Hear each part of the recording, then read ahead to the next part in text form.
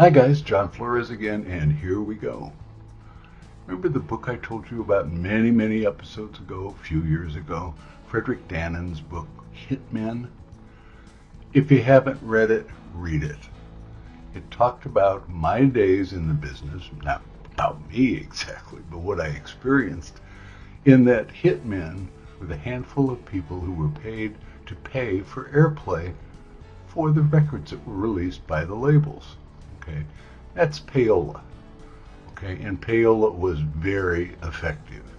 In fact, in Frederick's book, he talks about Pink Floyd's Another Brick in the Wall album, which was, I don't know, multi-platinum and one of the biggest records in the world, and LA radio stations wouldn't play it because they weren't paid to play it. And when the band's manager brought the group in for their LA performances, their concerts, management called Columbia Records and said, why isn't our big hit record on the radio here? And CBS had to confess that they were doing an experiment. They were going to withhold payola money in Los Angeles to see if that would affect anything, including the sales of the record, which it didn't. But the second that Pink Floyd's management complained, the call was made, and all of a sudden the record is played and goes to number one, like it was elsewhere. Okay, this is highly important for my story, my personal story. Okay, I specialized in pop soul records. Okay, and I was told as early on as 1971 that if there wasn't a payola budget behind what I was producing, it was very unlikely that I could put new acts, not famous acts, aspiring new acts on the charts without payola dollars being paid by the label or management or others. Okay, and that was true. Several years later, I came in contact with a friend of mine who was a power player in the business, and he said, John, if you'll take this record that I have, I won't mention the artist, and put it on your small label, I guarantee it'll go to the mid-30s of the country music charts, Billboard's country music charts. So even though the record wasn't very good, in fact, I didn't like it at all. That's not like Rock the Boat, which was a good record that I just didn't care for the song itself. This was not a very good record. But guess what? It went to number 30-something on the country charts. And I was president of the small label, and I don't think we sold one copy of it. I don't think it sold. Okay? But money talks and bullshit walks. Power talks and bullshit walks. So when I was a staff producer at RCA, I didn't know anything about this. I was so young, and it was a protected little family of all of us, Joe Reisman, Jack Please, Rick Gerard, and me. And we were isolated from this. So all we did was go in and make music. And whatever happened, happened. Okay? Grayson in the Grass and Going in Circles, which were my first two gold records, they sold from grassroots, very odd happenings. So they didn't happen to have payola dollars behind them. But I've told the stories before about what happened with those records and how they became successful. But just take my word for it that the chances of your record being promoted as a producer and selling and being high on the charts, your chances were greatly increased if payola dollars were spent. Okay. That said, remember a few episodes ago when I told you about becoming a staff producer again at Bell Records, and the first thing John Rossico, my boss at Bell, did was call me into his office when I showed up for work the first day, and he said, John, I need you to know something. You can't produce your pop black acts here. And I said, what? That's what I do. That's kind of my niche. Hey, John Rossico, what are you saying? He says, John, we have no payola budget, so it's a waste of your time and ours. So go into the studio and produce some cute, catchy little white artists, okay? And I did, okay, with no success, but there I was for a couple of years earning excellent money and a high royalty rate, but no hits. The deal is that since I was staff, same as with RCA, I had my salary, and my salary paid the bills for my wife Carol and me. So that's great. But when I full-time went independent after Bell Records, You got to realize that all financial stability is gone at that point. You are only as good as your latest record, and you go out there and you do the very best you can, but you are shopping yourself as a politician, as a schmoozer, as a wheeler dealer, as somebody who's going to pull out power contacts. You're going to do whatever you can to get a new assignment. And if it's not an assignment, to take a new artist into a label and get someone to sign them. And if you're unable to do that, you're not going to pay your bills. Okay, so what I did was I opted for the easy way out. I changed attorneys, and I had the most wonderful, beautiful human being attorneys that you could ever have in Jay Cooper and Chuck Hurwitz. Jay Cooper became the head of the Naris Academy at some point that controls the Grammys. But what I did was I left them because I wanted me a shark. I wanted a hard-ass attorney because I was too soft, and I thought that Jay and Chuck were soft like me. So I wanted somebody who was going to keep me working, because I had to pay the bills for Carol and me. So I went to Abe, and Abe introduced me to Kip Cohen, who was head of A&R at A&M Records, and I spent very much of 1974 and a portion of 75 almost exclusively working on my independent projects for A&M Records. I put all my bets on one company, A&M. Now, the good news part of that is that I was paid well for those projects. Okay, I'm paying the bills, but what's going to happen to those records? Okay, for the most part, nothing.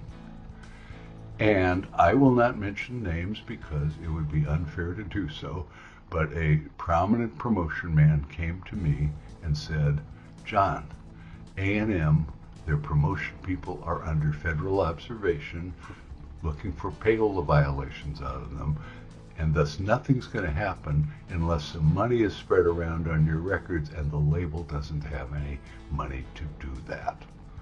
Okay, so had I known that in advance, like when John Rossica had me at Bell, I still probably would have done the work because I wanted to do the artist and I wanted to pay the bills with the fees for doing the artist. I wanted to do all of that stuff, but there was no way we were going to charge without that budget happening, unless we got very lucky. So I spent all these months working at A&M for the following two acts.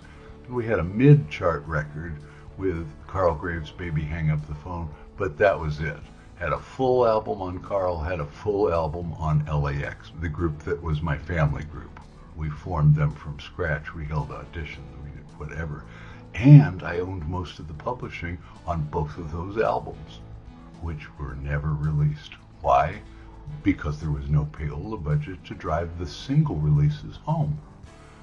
So here are a couple of montages. One, Carl Graves' album, the next, LAX's album, and I want you to hear the quality of the product, because the quality of the product, in my opinion, was there. The payola dollars were not. Here you go, take a listen. Baby, hang up the phone. Baby, hang up the phone. You don't want to hear me cry. Baby, hang up the phone. And the next best thing in all of these things is knowing that you're gonna be with me tonight.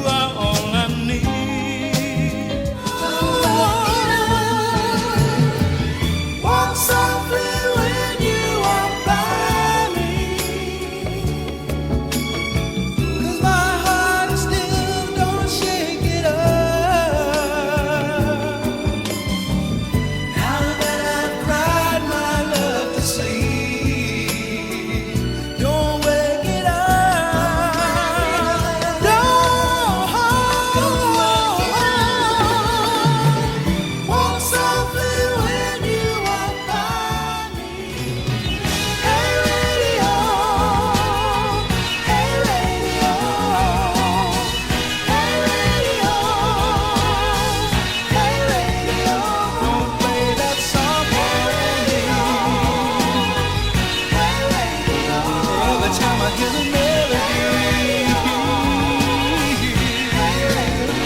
Don't you play that song for me? She's coming now. That ain't no way, that ain't no way. She's got me singing, sha-la-doo-wah, humming, sha-la-la-wah, but still she don't know me. I bet you, I get you. Ooh, yeah, gonna be so high. I bet you, I get you. Isn't it a miracle? It's another miracle. Thank God for the miracle. You belong to me. Oh, baby, gotta go by what you tell me, baby. Gotta go by what you tell me. She's not your kind. Should have left her long ago. She's not your kind.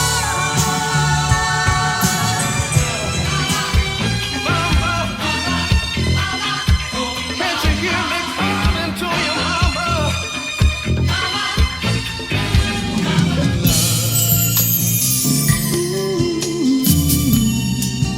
Is it really love at all? Or something that I heard love call? Something that I heard. Okay, so if that's not troubling, having spent all those months, all those dollars, all those artists' hopes and aspirations, and mine, and dreams, and nothing happens because the product isn't released, then what do you do? Well, I thought I'd gotten lucky with Abe Summer, the same power player attorney, introducing me to Clive Davis, who gave me a shot with The Fifth Dimension. But as you know, No Love in the Room, which was going up the charts and was high on the adult contemporary charts at the time, but getting ready to burst onto the Billboard Hot 100, Clive and the group and I did not get along, and Clive made a point upon taking over Arista that wasn't going to happen on his label. So he made an example of us, and he dropped the group, their record, their radio airplay. He dropped everything, and the group never had another hit. And frankly, neither did I. And by the way, I owned the publishing on No Love in the Room. We split the publishing with The Fifth Dimension. And I owned the publishing on most of the Carl Graves and most of the LAX albums. So had there been a Payola budget for the A&M work, and if No Love in the Room hadn't been thwarted by Clive dropping the group, you're talking some serious dollars for Carol and me, let alone the artists. Okay, so that's just the way it worked. Okay, so to wrap this up, what happens when everything you've worked on month after month after month is either sabotaged or not released? Okay, well, what happens is you're back out on the street again. I was back out on the street again, having to either find new artists or have a label assign me an artist, do anything in order to begin paying the bills again. Okay, Rock the Boat can't support me forever, those royalties, so I need new work. And guess how long prominent executives who always took my calls when I was a hot record producer, particularly with Rock the Boat, guess how long it took for them not to take my calls as a priority anymore? 90 days. 90 days. What have you done for us lately, John? What do you got on the charts now, John? And what do I say? Well, I got a whole bunch of albums sitting on vaults that I spent the last year on, and I don't have anything on the charts. I need something from you in order to help me get on the charts again, let alone pay our bills. Okay, so when I saw the writing on the wall, when I saw that people weren't picking up my phone calls, that product was sitting around doing nothing, I took a drastic step and I said, bye-bye. I had always wanted to live in the country, so Carol and I moved up to the little town of Ojai up near Santa Barbara. That was just becoming a new wave of entertainment people finding it and moving to that charming little town. Okay, so that was a dream fulfilled of mine. I had been looking at small towns the entire time that I lived in Los Angeles because I didn't particularly like living in Los Angeles. Okay, so we moved up there and I retired. And then when Carol and I divorced, we had been together 12 years. I came back to Phoenix, which was home, licked my wounds and said, "Come on, John, put on your big boy pants. You know how the game works now. Go back to LA and try again. Try for a comeback." And that year was 1979, the most disastrous, painful year I ever had in my music career. That was Helen Reddy and Jeff Wald and the Frida Payne album that was mixed so poorly by the head of Black Product by Capitol Records that even the arranger and I couldn't listen to it. It had been so butchered. Everything went south and I never should have gone back. All through my life I had been an agnostic until I would say the 80s. Okay, the early 80s. And my second wife, Mary Mather, is the one that said, "John, I think you need to look into spirituality," which I did. So when I had looked into it, I can look back and see this period of time where when I left the record business in 1975, that was the right thing to do. And by God, all I had to do was find something else to do. Something else that I could learn to love to do, like I loved making music. Okay, that's all I needed to do. But, it's like a sports star. They retire and then they say, "Well, I'm going to come back." And they're a little older and they don't quite have the skill set, and politically they're not as strong because they're not the hot athletes that they were in their prime. Okay, it can often be said that athletes shouldn't have come back and tried again, but they had to do it. I didn't have to do it. I did it because I didn't know what else I could do other than make records. Okay, stupid decision. Okay, so I never had another big hit record after Rock the Boat. And that was 1974. For God's sakes, I tried off and on for 14 more years to dabble at it and see whether I could have another one. But I didn't. And I should have quit the business when I announced that I quit the business. I regret having gone back to what I consider is an arena where I don't fit in. I didn't do drugs, I didn't schmooze, I didn't overdrink, I didn't do multisexuality. I didn't do any of the stuff that you need to do to be a successful producer. David Foster encompasses everything that I am not. Plus, he's more talented.